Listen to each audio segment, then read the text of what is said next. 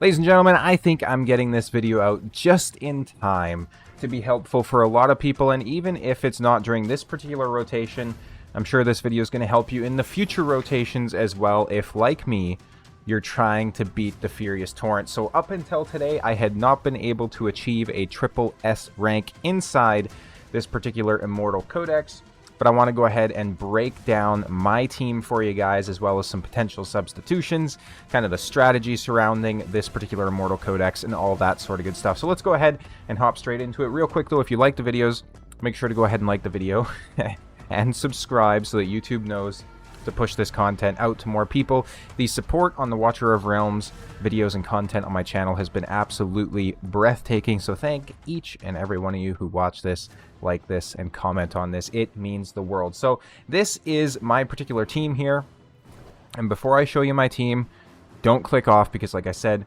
we're going to go ahead and talk about some substitutions. So I used Eovar, Nyx, Silas, Kai, Ingrid, and Diao Chan, with some awakenings sprinkled through. As you can see, now there are substitutions for each of these heroes, though you may have to cater your expectations a little bit depending on what particular tier you're trying to reach. So we're going to go through the gearing, we're going to go through all that good stuff, and as I always say, my account is 100% free to play. So the gear you see on here, the heroes you see on here, the awakenings is technically very possible for the average player.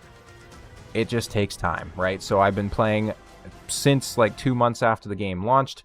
Absolutely love it. Let's go ahead and take a look into it though. So Saltwater Regime passive, the Furious Torrent summons tridents around him. Once the tridents are destroyed, Mari, so this is kind of just a hero off to the side, will yield the tridents to attack the Furious Torrent and deal massive damage to him. In his initial form, the Furious Torrent summons 3 tridents each time in the boss rush phase. He can revive and summon 2 extra tridents each time, up to 11 tridents. Annihilating Surge. The Furious Torrent wields the power of the ocean to absorb his tridents to deal high damage to all heroes. The more tridents absorbed, the higher the damage dealt. If he absorbs more than 10 tridents, all heroes will be instantly killed. Pelagic Swarm. The Furious Torrent marshals an army of light-armored airborne monsters to surround and protect him. Only by eliminating outer circle monsters can heroes attack the inner circle monsters and the Furious Torrent. The Furious Torrent will also summon some bonus monsters, by killing which heroes will restore certain HP and rage. In the boss rush phase, killing monsters grants certain points. And then finally, King's Grace passive. He gradually increases the attributes, especially magic resistance, of monsters he summons each time. Now, so here's the thing, right? And this is kind of the quick rundown. So he summons, light airborne monsters. He also summons the tridents to protect himself, which can deal massive damage to him once they're destroyed. He triggers the Annihilating Surge. Basically, simply put, the way you want to beat this guy is you want to have a lot of AoE damage on your team, and you want to be taking out those tridents as quick as possible. And AoE is definitely the most efficient way to get through this particular stage of content, because there's going to be a lot of tridents spawning. So AoE is going to allow you to take those down quickly, deal damage to the boss, as well as take out all the mobs he spawns. Because if you're not killing them like instantly as soon as they come out of the portal, there's going to be potentially dozens of enemies on your screen at any given time. So your single target damage dealers like Silas and Hex and those sorts of things aren't as valuable here as somebody like Nyx and Razak, and we'll kind of discuss that as well. So popular heroes, Eovar by far is best in slot for the lords inside this faction. Now, Araka will work perfectly fine as well. You just won't be able to deploy her, and you're going to be missing a lot of damage on your run. You have Lunaria and Eliza as options as well, but I mean, like, realistically, the bonuses that you get from the Eovar third part, so the faction members' damage increasing by 15%, stacking up to 3 times, that is absolutely insane. So this definitely helps out right off the initial deployment, at least. Araka has, a bit of a damage amplification, and then the epics just really don't have anything coming in. So in terms of the lords, Eovar is definitely the way to go. Eovar is also bringing very good damage as well. If you don't have him, just throw in one of the other lords, right? You're probably not going to get triple S in all honesty. Next up, For my team, I did use Nyx. Nyx is absolutely fantastic. I do have her A3, which means that she's going to restore 50 rage every time she kills an enemy. She's getting so much AoE DPS out there that it's absolutely insane. And she has a special place in my heart because Nyx was my first ever legendary that I pulled, so that's pretty cool. Now, I used Silas as well. So Silas mainly came in for DPS on the boss. He wasn't really there to take out the spawns or anything like that, so he just did big damage to the tridents, and he did big damage to the boss. Of course, I had Ingrid in there as well. Ingrid, I'm sure, needs no introduction, right? One of the best heroes inside the entire game. And then I had Diao Chan as well. Now, if you don't have these options, what can you use? And I used Kai there too. I forgot to mention Kai, but he's a pretty cool unit, certainly. So if you don't have some of these options, let's talk about potential substitutions. So if you don't have Ingrid, you could get away with using a Valara, right? If you happen to have her. If you don't have either of those, you could probably bring in somebody like a Yuri, though it is going to be significantly tougher to make her work inside this particular team composition. Hatsut is also very good as well, right? So essentially the Ingrid space exists to be solely AoE DPS. Obviously Ingrid brings in a lot of it, right? So she's going to be fantastic for this, but you can replace her. Kai and Nyx, very much the same thing. They exist solely to be AoE DPS. So the other options for that would be somebody like a Razak. Razak, especially on his ultimate, has big AoE damage. We also have, obviously, Hatsut, like I mentioned, she's very strong. Maul is a very free-to-play friendly option that you can use as well. And Pelagios himself. So this is essentially the boss that we're fighting, right? If you have him, he's a very, very decent unit, especially on his ultimate, where he essentially can bring everybody into kind of a tight little cluster and then deal radiant erosion on them, which is pretty cool. So he can do big damage to the boss, he can do big damage to the adds. He's a fantastic unit. I do actually have a guide on him on my channel. Not to toot my own horn or anything, but I definitely recommend to go and watch it because I was one of the first content creators who called him out in the positive light. Everybody at that point was kind of like meh on him, but I was using him in Gear Raid 2, I think it was, for DPS. And I immediately spotted his potential. So he is a fantastic unit for this. You are, like, this is, I like to be honest, obviously, right? So, as most content creators should, but not always the case, right? So, you are going to need a strong AoE DPS unit for this stage, right? If you're trying to get any sort of a decent score on this stage. So, whether that be Nyx, Razak, Pelagios, Ingrid, Kai, Hatsut, Valara, right, or Maul, you're going to need some crazy gear if you only have one AoE DPS, right? So if you have a Maul, you got to put insane gear on that dude, and you got to have some support there for him too with either a Diao Chan or a Dolores, preferably a Diao Chan, right? So you're going to need an AoE DPS, and then you're also going to need a strong single target DPS, in my opinion, which will really help you to take out some of those tridents. And then you're probably going to want a really strong secondary AoE DPS unit so you can place one on both sides. We'll take a look at the map here. So you have 9 tiles. These tiles here are the 3 tiles, these tiles, and then these tiles are the 3 locations, and the only 3 locations where you can place units in this entire fight. So you can't bring ground units, so any sort of fighters, moving tacticians to a ground platform or ground tile is out of the question, right? You can't bring anything like that.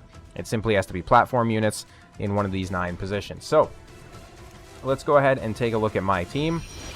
So we're going to go through the gear here first, and the gear is very good, right? Because this is a kind of an end game account. I'm trying to push Triple S in the Immortal Codex. I need good gear to do it. So for Eovar, this is what we're sitting at, just over 16k on the attack. We have 381 on the speed, 113 and 357 on the crit rate and crit damage, respectively. Now, I did have to re-gear him because he was in Annihilating Might previously. Excuse me, he didn't have a ton of attack or anything like that, so I did manage to take off one of his crit damage pieces and instead put him in an attack percentage, which was a fantastic decision. Now, Nyx is another fantastic unit. This is how she's built, just over that 16k attack. That's going to be kind of a recurring theme. 106, 336, and then very fast at 456 as well. I like my marksman to be fast as well as high crit damage, right? That's really how you get a lot of damage out of these guys. Okay, rage regen there. We're really just counting on her A3 to give us some good rage regen. Now, in terms of the Silas, again, 16.5 on the attack, 316, 104, and 339. He has no rage regen. Keep in mind, even if you don't build rage regen on your units, you're still going to have rage regen coming through passively when you kill certain enemies that are spawning. In terms of our Kai, he's got one of the weaker builds, 15k attack, 106 and then 381, so he has very good crit damage. Now, he's also not fully skilled, so we're missing a book on his eradication protocol, and then we're also missing a book on his basic attack. Now, he does do AoE damage, so that's something to consider when you're trying to build him with gear sets and stuff like that, and especially an artifact, because I almost fell victim to putting him inside a Blight Caller's Claw, which would have been a huge mistake. Obviously, I haven't been showing artifacts either, so here you go. Eovar has a maxed out Reaper's Emblem. We have Nyx, who has a maxed out Sharpshooter Crest for, pretty obvious reasons. Silas has a maxed out Ichor Chalice, but you can also run him inside the Eye of Penitence if you have his exclusive artifact. This is going to be very, very strong to up his damage because the Blood Pact is going to trigger periodically, right? So you're not predicated on killing enemies, but I do have some very nice enhancements on this Ichor Chalice, so I decided to go ahead and use that. Plus, I don't have a maxed out exclusive for him. The Kai has a 2-star Awakened Sharpshooter Crest. We have Ingrid here, who has obviously a maxed out tier Twilight, best in slot. She's built inside Infernal Roar, 27, almost 28,000 attack, 343 on the speed, 94, and then 290 on the crit rate and crit damage respectively. Now, ideally, you probably want a bit more crit damage on her, but she's used primarily in my arena team, and inside the arena, you just want as much attack as physically possible. That's why she's built out like that. And finally, we have the lady herself, Diao Chan, who's built with 12, almost 13k attack, 100 attack speed. She has no attack speed plus. Really, all she needs, like, you're not worried about rage regen, you're not worried about attack speed, you're not worried about crit rate, crit damage, nothing like that. So simply just build her with as much attack as you can possibly get, and then enough HP to survive whatever stage you're going through. So for example, she still gets slapped around a little bit inside Abyss or something like that because I've sacrificed some stats to have her in a Wings of Grace set. But, build her for whatever works for your account. So that's the team. I'm going to go ahead and run this on auto.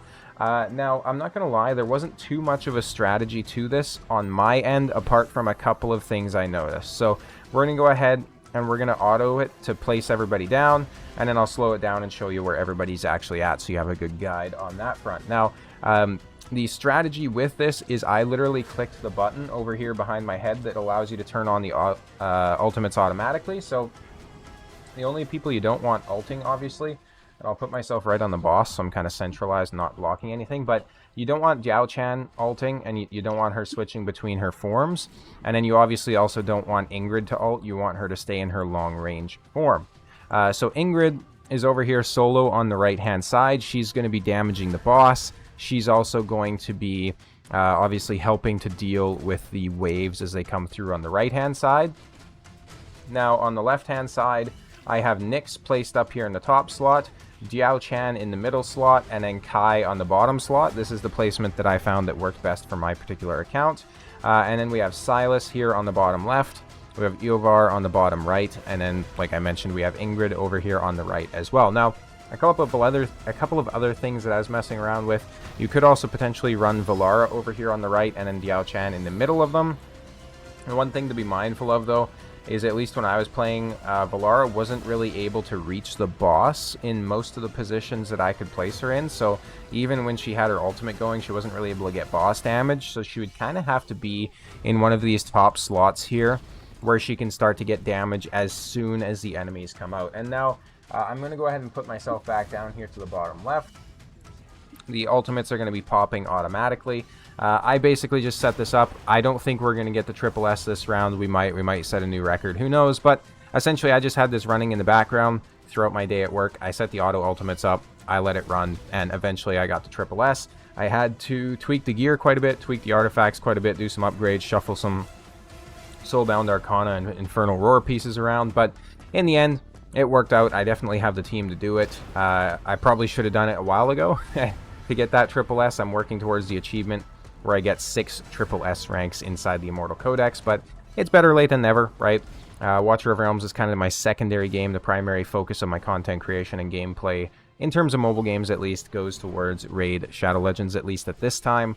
So there's plenty of videos out there on it and all that sort of good stuff. So Watcher of Realms, unfortunately, does kind of take a back seat for most of this stuff, but I have a feeling that might be changing. I'm kind of getting a little bit burnt out with Raid, looking for a nice change of pace, and Watcher of Realms does seem to be kind of offering that nicely these days. The one thing to be said about that, though, is that Watcher of Realms is implementing a lot of power creep, which I think I have to monitor very closely, because I don't want to switch over to a game where, you know, some of the best units in the game are instantly power crept by the next update releasing the next units, because obviously we have stuff like that inside Raid as well. If you play Raid Shadow Legends, certainly you're familiar with that. But usually they at least wait a couple of update cycles before insanely power creeping the units they just released, or insanely power creeping some sort of a mechanic they just introduced. Whereas Watcher of Realms has just been kind of back-to-back power creeping a few things recently in these past couple updates, which is worrying, right? We certainly don't want them to go down the path of something like Honkai Star Rail. Lord knows how bad that was. Yeah. So, Moonton, if you're watching this, just you know, take it with a grain of salt. But yeah, we're kind of pushing through here. We're getting super close to the Triple S. We're probably going to get clapped, though, because there's a lot of Tridents up. And he hit the Annihilating Surge, so now we just have to kind of depend. As you can see, on the auto as well, Diao Chan switched over to her healing form, so we're going to lose a lot of damage there, unfortunately. Like I said, there's RNG to this, right? So I showed you the placements, I showed you the gear that worked for me. As you've seen, I hit the Triple S rank. We were very close to getting it, right? So it's a very solid team. It may just take a couple of extra runs. If you're not wanting to do the whole auto ultimate thing and you're wanting to do a bit more strategy to it, basically just pop your Silas and your Eovar before you get to the boss rush stage to try and take him down quickly. Then you can start popping your Nyxes and your Kais, because that's going to be a little bit more efficient from what I found. But that being said, I usually say I hope this video was helpful, but I know this one was. That's kind of my new catchphrase that I'm going with. Like I mentioned, make sure to go ahead and subscribe to the channel, like the video, all that sort of good stuff. Share it with your friends. I have a Discord link down below as well, so if you have any questions, if you want to brag about polls, if you want to show us some great gear you just rolled, anything like that, make sure to go ahead and hop into the Discord. Thank you guys all so much for watching. I'll see you next time.